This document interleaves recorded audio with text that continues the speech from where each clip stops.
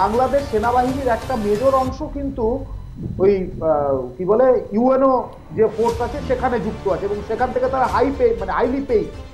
এই টাকাটা বাংলাদেশের জিডিপির সঙ্গে কিন্তু যুক্ত হয়, তার সঙ্গে বাংলাদেশের অর্থনীতির সম্পর্ক আছে। সুতরাং সেই জন্য বাংলাদেশের সেনার কন্ট্রোলটা আংশিক হলে পরেও বিদেশিদের হাতেই আছে। হার্ডলি 30 জন 40 জন, এই 30 জন 40 জন বা 50 জন 100 জনকে ওয়াশ আউট করতে 24 ঘন্টাও সময় নেবে। ক্র্যাকডাউন হবেই এবং নতুন মানে কোনো একটা টিম আসছে, এটা সম্পর্কে আমি আপনাকে আজকে কনফার্ম করতে পারি। এই মঞ্চে, আপনার মঞ্চে দাঁড়িয়ে আমি ফার্স্ট আমি এই কথাটা আজকে বলে রাখলাম, মিলিয়ে নেবেন। মানে কিন্তু ছোট দেশের দীপ্তিমান বাবু অনেকগুলো থাকে, মানে এটা দেখা গেছে নেপাল হোক বা বাংলাদেশ হোক, বিভিন্ন পরাশক্তি বৃহৎ রাষ্ট্রগুলোর সাথে তারা বার্গেন করে। কেউ যদি একটু 1% বেশি একটু দেয় তার দিকে ঢলে যায়, আবার কেউ যদি তার থেকে 1% আবার দেখা যায় এর দিকে ঢলে যায়। এটা একটা চলে তাদের কূটনীতির অঙ্গ।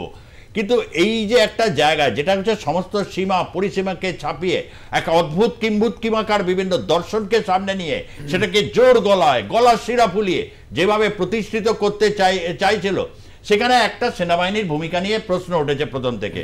কেন শেখ হাসিনার কথায় তারা করলো না, যেটা ভলকার টুর পরে বলে দিয়েছিলেন তাদের ইনস্ট্রাকশন ছিল, অর্থাৎ রাষ্ট্রপুঞ্জের সেনাবাহিনী তারপরে বিভিন্নভাবে চেক অ্যান্ড ব্যালেন্সের মধ্যে রেখেছে। রাইট দিস মোমেন্ট একটা বলা হচ্ছে যে একটা প্রায় সন্ধিক্ষণে এসে উপস্থিত হয়েছে। সেই সময় দাঁড়িয়ে সেনাবাহিনীর প্রকৃত অবস্থানটা কি, তারা কিভাবে টোটাল ব্যাপারটাকে সাজাচ্ছে, একটু যদি আপনি আর প্লাসের দর্শকদের উদ্দেশ্যে একটু যদি তুলে ধরেন। প্রথম কথা হচ্ছে বাংলাদেশের সেনাবাহিনী যেদিন থেকে মানে ওই যে যেটা বলেছে ভলকার টুর যেটা বলেছে, তার থেকে প্রমাণিত হয়ে গেছে যে বাংলাদেশের সেনাবাহিনীর সবচেয়ে গুরুত্বপূর্ণ যেটা দিক সেটা হচ্ছে সেটা বাংলাদেশের গণতন্ত্রের কন্ট্রোলে ছিল না। এটা আপনাকে বুঝে রাখতে হবে, এই কথাটাকে বুঝে রাখতে হবে। সেটা কেন ছিল না তার কারণটাও বুঝে রাখতে হবে। তার কারণটা হচ্ছে বাংলাদেশ সেনাবাহিনীর একটা মেজর অংশ কিন্তু ওই কি বলে ইউএনও যে ফোর্স আছে সেখানে যুক্ত আছে এবং সেখান থেকে তারা হাইলি পেইড। এই টাকাটা বাংলাদেশের জিডিপির সঙ্গে কিন্তু যুক্ত হয়, তার সঙ্গে বাংলাদেশের অর্থনীতির সম্পর্ক আছে। সুতরাং সেই জন্য বাংলাদেশের সেনার কন্ট্রোলটা আংশিক হলে পরেও বিদেশিদের হাতেই আছে, এটা পরিষ্কারভাবে জেনে রাখুন। 1 2 এই যে যারা এখন এখানে এটা বলছে, মানে আপনি যদি সেই অর্থে বলেন, যারা এখানে বলছে যে আমরা এ করব ও করব, কিচ্ছু হবে না, যেটা ইউনাইটেড নেশনস ফাইনাল করবে সেটাই হবে। বাংলাদেশের কোনো কিছু নেই এখন, অলরেডি প্রধানমন্ত্রী নেই, সেখানকার নির্বাচিত সংসদ নেই। সুতরাং যারা অনির্বাচিত প্রতিনিধিরা এসছে তাদেরকে বরদাস্ত করা হচ্ছে কেন সেটাও জেনে রাখুন। এদেরকেও ক্র্যাকডাউন করা হবে। মানে আপনি বলছেন ক্র্যাকডাউন করা হবে মানে হচ্ছে যেটা শেখ হাসিনা মানে করেনি বা সেনাবাহিনী যেটা ভয় পাচ্ছিল বা তারা একটা ইতস্তত করছিল যে গুলি চালালে কি অবস্থা হবে, আপনি বলছেন ক্র্যাকডাউন হবে। এটা কিন্তু খুব আমি আপনাকে আপনার চ্যানেলে বলে রাখলাম ক্র্যাকডাউন হবে, তবে ক্র্যাকডাউনটা কতটা কমানো যায় তার জন্য আস্তে আস্তে লোককে সরানো হচ্ছে। পরে যদি মনে হয় যে 15-20 জন আছে, কারণ ইউনিভার্সিটি এই যে বিভিন্ন ছাত্রাবাস কেন্দ্র করে বিভিন্ন জায়গাতে ছাত্ররা আছে, বিশেষ করে অল্প বয়স্ক।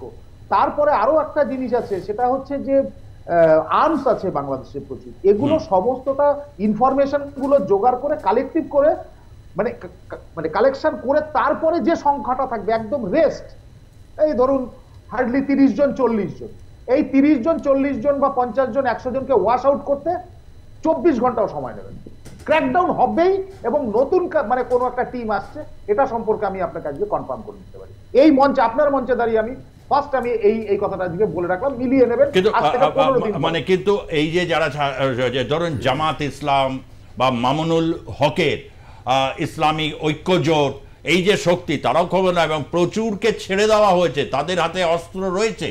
এবং সবচেয়ে ধরুন অন্য কিছু আমি বাদ দিলাম, যিনি এখনো সমন্বয়ক যিনি সজীব ভুইয়া, তার যে বক্তব্য যে 5ই আগস্ট ব্যর্থ হলে তারা সশস্ত্র আন্দোলন মানে এর মধ্যে যেত, তার মানে অস্ত্র তখন ছিল, তখন তো ভালো, সেই অস্ত্রগুলো কোথায় রয়েছে? এই টোটাল তারা তো চুপ করে বসে থাকবে না, তারাও তো একটা প্রত্যাঘাত আনবে।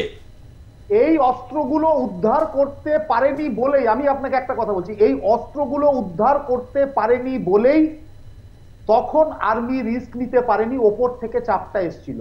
আর এবার যদি সেই ঘটনাটারই পুনরাবৃত্তি হয় তাহলে সেই প্রথম অস্ত্রগুলোকে নেবে।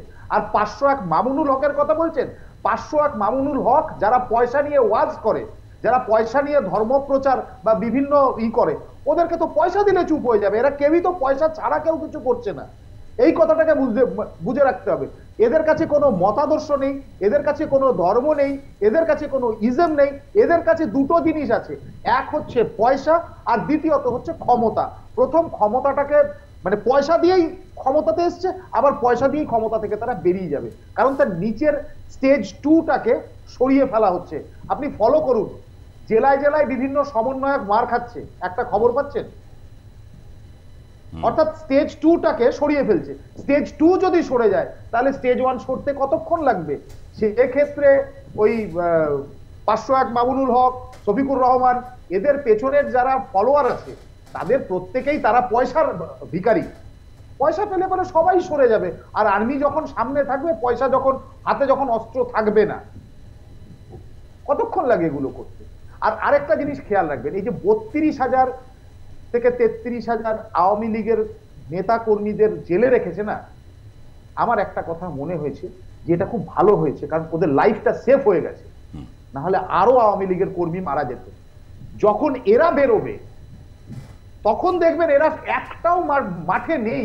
এখানে লড়াইটা বুঝে রাখতে হবে, এখানে লড়াইটা হচ্ছে প্রি 71 পোস্ট 71, এখানে লড়াইটা হচ্ছে বাঙালিত্ব আর ওই খ্যালিফেটের এই যে গন্ডগোলটা, যে বাঙালিয়ানা থাকবে নাকি খলিফত থাকবে, এর লড়াই চলছে।